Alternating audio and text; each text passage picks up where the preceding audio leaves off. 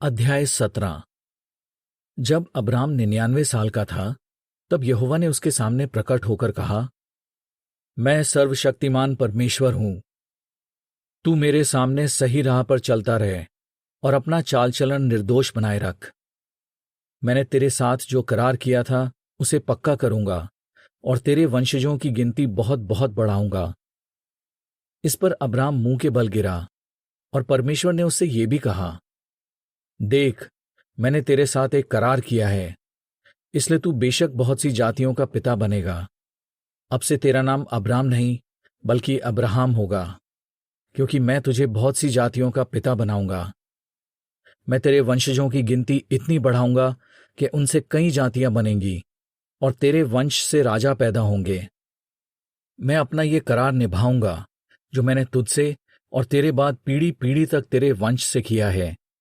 ये सदा का करार है कि मैं तेरा और तेरे बाद तेरे वंश का परमेश्वर होऊंगा।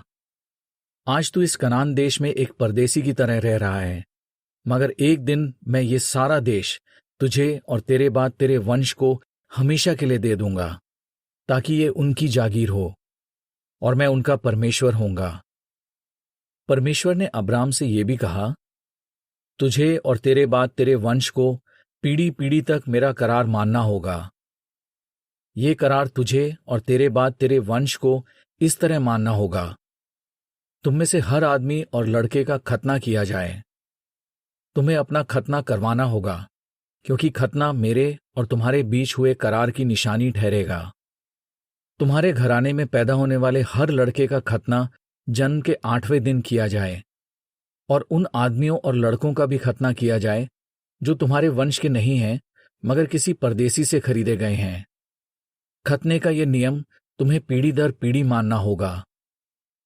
तुम्हारे यहां पैदा हुए हर आदमी का और उन सभी आदमियों का भी जिन्हें तुमने खरीदा हो खतना किया जाए।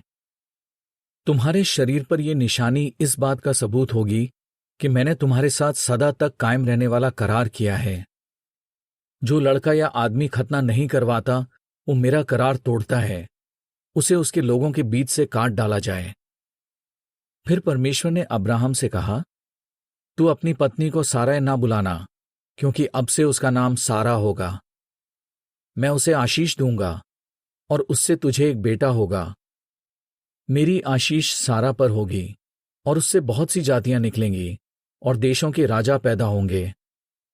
तब अब्राहम ने मुंह के बल गिरकर परमेश्वर को दंडवत किया और वो मन ही मन ये कहकर हंसने लगा, क्या यह मुमकिन है कि 100 साल के इस बूढ़े का बच्चा होगा और सारा 90 की होकर भी मां बनेगी? इसलिए अब्राहम ने सच्चे परमेश्वर से कहा, मैं तुझसे विनती करता हूं कि इश्माएल पर तेरी आशीष हो। तब परमेश्वर ने उससे कहा, तेरी पत्नी सारा बेशक तुझे एक बेटा देगी और तू उसका नाम इसहाक रखना। मैं उसके साथ और उसके बाद उसके वंश के साथ सदा का करार करूंगा। रही बात इश्माएल की, उसके बारे में मैंने तेरी विनती सुनी है। मैं उसे आशीष दूंगा, वो बहुत फूलेगा फलेगा और उसकी बहुत सी संतान होंगी।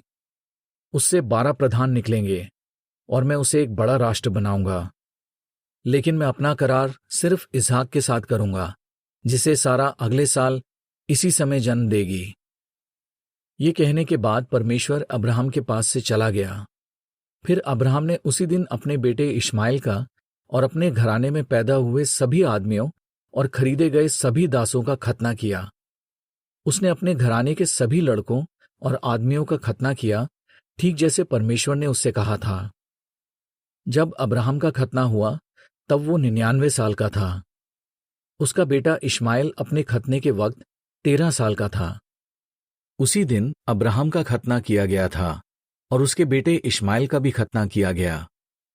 अब्राहम के साथ साथ उसके घराने के उन सभी लड़कों और आदमियों का खतना किया गया जो उसके घर में पैदा हुए थे या किसी परदेसी से खरीदे गए थे।